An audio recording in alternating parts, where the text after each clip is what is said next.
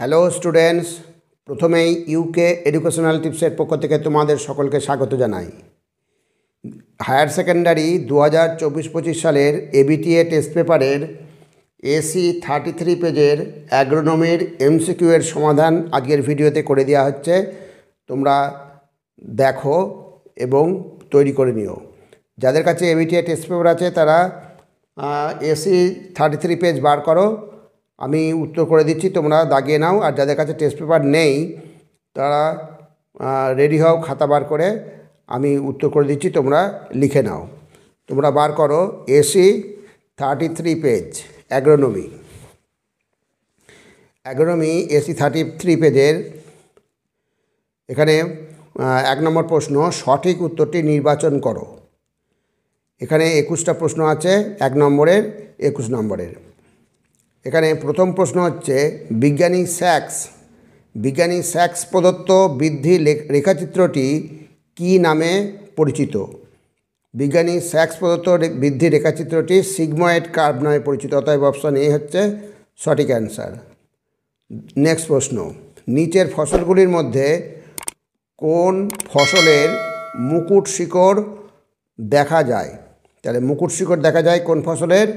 মুকুট শিকড় দেখা যায় গমের, অপশন বি হচ্ছে সঠিক অ্যান্সার, গম। নেক্সট প্রশ্ন, বুশেনিং একটি প্রয়োজনীয় মাধ্যমিক পরিচর্যা যেটি কোন ফসলে প্রয়োজন হয়?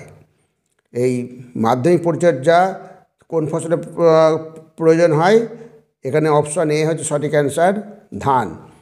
ধানের ক্ষেত্রে এই পদ্ধতিটা বুশেনিং একটি প্রয়োজনীয় মাধ্যমিক পরিচর্যা। এবার নেক্সট প্রশ্ন, গমের বামনত্বের জন্য দায়ী জিনটি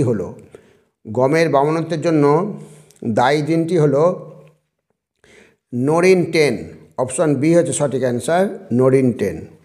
নেক্সট প্রশ্ন 5 নম্বর, মাটিতে লোহার অভাব দূর করার জন্য কি প্রয়োগ করা যেতে পারে? মাটিতে লোহার অভাব দূর করার জন্য প্রয়োগ করা যেতে পারে, এখানে দেখো calcium nitrate, urea, superphosphate, ferrous sulphate, option D হচ্ছে সঠিক অ্যান্সার, ফেরাস সালফেট। 6 নম্বর, ফসলের ফুল পরিস্ফুটনে যে হরমোনটি সাহায্য করে সেটি হলো? তাহলে ফুল পরিস্ফুটনে কোন হরমোন সাহায্য করে? হচ্ছে ফ্লোরিজেন, অপশন ডি হচ্ছে সঠিক অ্যান্সার, ফ্লোরিজেন। নিম্নলিখিতগুলোর মধ্যে কোনটি উদ্ভিদের প্রয়োজনীয় খাদ্যমৌল নয়?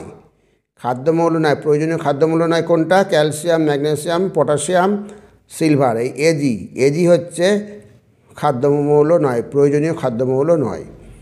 নেক্সট, উদ্ভিদের কোন পুষ্টিমৌলকে উৎসেচক সক্রিয়ক অর্থাৎ এনজাইম অ্যাক্টিভেটর বলা হয়? ভেরি ভেরি ইম্পর্ট্যান্ট প্রশ্ন। উৎসেচক সক্রিয়ক বলা হয় ফসফরাস, বি হচ্ছে পটাশিয়াম। এই পটাশিয়ামকেই বলা হয় উৎসেচক সক্রিয়ক, অতএব অপশান বি হচ্ছে সঠিক অ্যান্সার, পটাশিয়াম। নেক্সট প্রশ্ন, জৈব রাসায়নিক সারটির নাম হলো? জৈব রাসায়নিক সারটির নাম কি? হচ্ছে ইউরিয়া, অতএব অপশান এ হচ্ছে সঠিক অ্যান্সার, ইউরিয়া। নেক্সট, পরবর্তী 10 নম্বর প্রশ্ন হচ্ছে কোন ফসলটি গরিব মানুষের কমলালেবু বলে পরিচিত? ভেরি ভেরি ইম্পর্ট্যান্ট প্রশ্ন। এখানে প্রত্যেকটা প্রশ্ন খুবই ইম্পর্ট্যান্ট, মানে একটা বাদ দেওয়ার মতো নাই, প্রত্যেকটা খুব ভালো করে তৈরি করবে। গরিব মানুষের কমলালেবু বলে পরিচিত হচ্ছে টমেটো, অতএব অপশন বি হচ্ছে সঠিক অ্যান্সার, টমেটো। নেক্সট, একটি ঘনীভূত জৈব সার হলো কোনটা? খোল, অপশন এ হচ্ছে সঠিক অ্যান্সার। স্টুডেন্টস, তোমরা ভিডিওটি দেখবে এবং সাবস্ক্রাইব করবে আর এর সাথে লাইক দেবে আর তোমার বন্ধুদের মধ্যে ভিডিওটি শেয়ার করবে, অতি অবশ্যই করবে, কারণ তোমরা সাবস্ক্রাইবও করো না আবার লাইকও করো না। যাই হোক, যদি সাবস্ক্রাইব লাইক করো তাহলে এর পরবর্তী ভিডিওগুলো খুব তাড়াতাড়ি তোমাদের এনে দেবো। এবার নেক্সট প্রশ্ন, দামোদর উপত্যকা প্রকল্প কত সালে গঠিত হয়? দামোদর উপত্যকা প্রকল্প গঠিত হয় 1948 সালে। অপশন বি হচ্ছে সঠিক অ্যান্সার। নেক্সট, বহুবর্ষজীবী গুল্ম জাতীয় কোন গাছের পাতা জমিতে প্রয়োগ করে সবুজ সার তৈরি করা হয়? খুবই ইম্পর্টেন্ট প্রশ্ন। গুল্ম জাতীয় কোন গাছ? গুল্ম জাতীয় গাছটার নাম হচ্ছে গ্লাইরিসিডিয়া। অতএব অপশন এ হচ্ছে সঠিক অ্যান্সার, গ্লাইরিসিডিয়া। নেক্সট 14 নম্বর, নিচের কোন মাটিকে শারীরবৃত্তীয় শুষ্ক মাটি বলা হয়? Physiologically dry soil. Very very important প্রশ্ন। কিন্তু এখানে যে কটা অপশন রয়েছে, এখানে দেখো অম্ল মাটি, ক্ষার মাটি, এঁটেল মাটি, দোআঁশ মাটি, এই 4টি অপশনের মধ্যে কোনোটাই কিন্তু সঠিক নয়। তাহলে এখানে প্রশ্নটাই ভুল থেকে যাচ্ছে। এখানে এখানে হবে সঠিক অ্যান্সার হবে লবণাক্ত মাটি, কিন্তু লবণাক্ত মাটি তো তোমাদের এখানে নেই, অতএব হবে না। কিন্তু মনে রাখবে লবণাক্ত মাটিকে শারীরবৃত্তীয় শুষ্ক মাটি বলা হয়।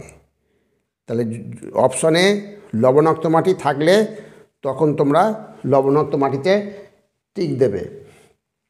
এইবার পরবর্তী প্রশ্ন আমরা দেখি। পরবর্তী প্রশ্ন কি? পরবর্তী প্রশ্ন হচ্ছে, কোনটি ভূমিক্ষয়ের শোচনীয় রূপ? ভূমিক্ষয়ের শোচনীয় রূপ হচ্ছে র্যাভাইন ক্ষয়। অপশন ডি হচ্ছে সঠিক অ্যান্সার, র্যাভাইন ক্ষয়। নেক্সট, বৃষ্টি পরিমাপক যন্ত্রটি হলো এখানে রেন গজ। অপশন সি হচ্ছে সঠিক অ্যান্সার। নেক্সট, নিচের উপাদানগুলোর মধ্যে কোনটি অম্লমাটি সংশোধনের জন্য ব্যবহার করা হয়? তাহলে অম্লমাটি সংশোধনের জন্য ব্যবহার করা হয় চুন। অতএব অপশন এ হচ্ছে সঠিক অ্যান্সার, চুন। এবার নেক্সট প্রশ্ন, বাতাসে কার্বন ডাইঅক্সাইডের ঘনত্ব হলো 0.03 থেকে 0.01%। অপশন বি হচ্ছে সঠিক অ্যান্সার। এবার পরবর্তী প্রশ্ন আমরা দেখি 19 নম্বর, কোন পোকার আক্রমণে ধানের সাদা শীষ বের হয়? ভেরি ভেরি ইম্পর্টেন্ট প্রশ্ন। তাহলে কোন পোকার আক্রমণে ধানের সাদা শীষ বের হয়? মাজরা পোকার আক্রমণে ধানের সাদা শীষ বের হয়। অতএব অপশন বি হচ্ছে সঠিক অ্যান্সার, মাজরা পোকা। নেক্সট প্রশ্ন, কোন এলাকায় শস্য পর্যায় অবলম্বন করে চাষ করা যায়? তাহলে কোন এলাকায় শস্য পর্যায় অবলম্বন করে চাষ করা যায়? এখানে বৃষ্টি সেবিত এলাকা, সেচ সেবিত এলাকা। এই সেচ সেবিত এলাকা, এটা হচ্ছে সঠিক অ্যান্সার, অপশন বি সঠিক অ্যান্সার, যে সেচ সেবিত এলাকায় শস্য পর্যায় অবলম্বন করে চাষ করা যায়। নেক্সট হচ্ছে 21 নম্বর, কেন্দ্রীয় আখ গবেষণা কেন্দ্রটি কোথায় অবস্থিত? ভেরি ভেরি ইম্পর্টেন্ট প্রশ্ন। প্রত্যেকটাই ইম্পর্টেন্ট প্রশ্ন। আমি আবার বলছি, প্রত্যেকটাই ইম্পর্টেন্ট প্রশ্ন। খুব ভালো করে এই পেজটা তোমরা সলভ করে দিলাম, তোমরা তৈরি করে রাখবে। কেন্দ্রীয় আখ গবেষণা কেন্দ্রটি হচ্ছে কোয়েম্বাটুর। অপশন এ হচ্ছে সঠিক অ্যান্সার।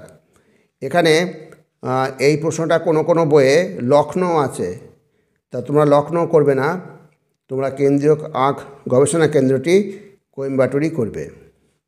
তাহলে স্টুডেন্টস, এই যে পেজটা সলভ করে দেওয়া হলো, পেজে প্রত্যেকটা প্রশ্ন আমি আবার বলছি ভেরি ভেরি ইম্পর্টেন্ট প্রশ্ন, অতএব অতি অবশ্যই তোমরা রেডি করে নেবে। আর যদি ভিডিওটি ভালো লাগে অবশ্যই স্টুডেন্টস তোমরা সাবস্ক্রাইব করবে, এর সাথে একটা লাইক দেবে এবং তোমার ফ্রেন্ডসদের মধ্যে ভিডিওটি শেয়ার করবে। তাহলে স্টুডেন্টস আজকে এখানেই শেষ করি। তোমরা সকলে ভালো থেকো, সুস্থ থেকো। Thank you very much.